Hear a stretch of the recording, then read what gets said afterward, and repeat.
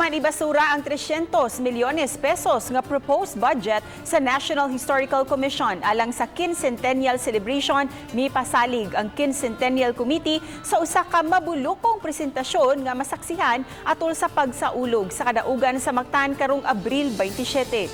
Siluan Mayrondina sa report.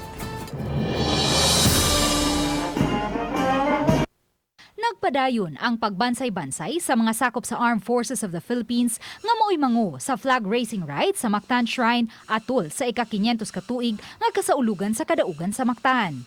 Gipasabot ni Ian Alfonso, Senior History Researcher sa National Historical Commission, nga human gideklarar ni Presidente Rodrigo Duterte nga special working holiday ang Abril 27, gidasig sa DILG ang tanang mga LGU sa pagsalmot sa simultaneous flag raising ceremony alas 8 sa buntag ni anang adlaw.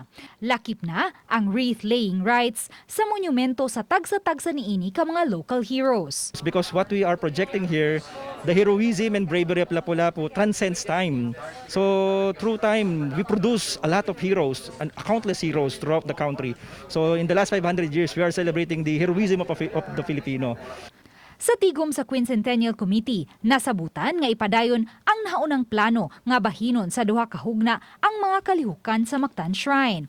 Apan gitataw ni Tourism, Cultural and Historical Affairs Commission Chairperson Cindy King-Chan nga bisan pa man kung dili madayon og tambong si Presidente Rodrigo Duterte, higpit gihapon ang seguridad nga ipatuman. There was an instance na kuno, like a June 12 Independence Day, na ang President ni confirm June 11 midnight that he is coming. So we are not discounting the possibility that he will be coming. Limitado man ang makatambong tungod sa health protocol ug way live telecast ang RTVM sa kalihukan sa Mactan, gipasalig hinuon ni Chan nga may live streaming gihapong ipahigayon. Kay RTVM is not coming, so magdepend ang live stream nationwide sa atua. So we got really professionals.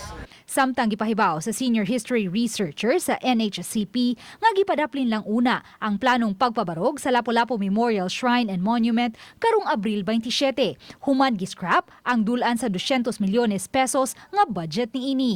Matod ni Alfonso, niadtong 1969 pa napasar ang balaod nga nagdeklarar sa dapit nga usa ka shrine. Apan tungod sa pandemya, groundbreaking lang una ang himuon karong Abril 27.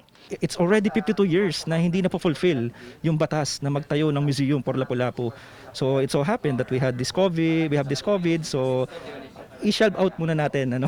So let's hope that in the years to come, ma-open ito.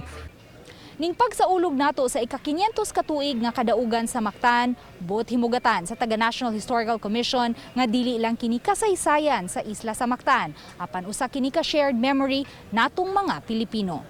Uban ni Marlon Melgazo, Luan Mayrondina, Balitang Bisdak.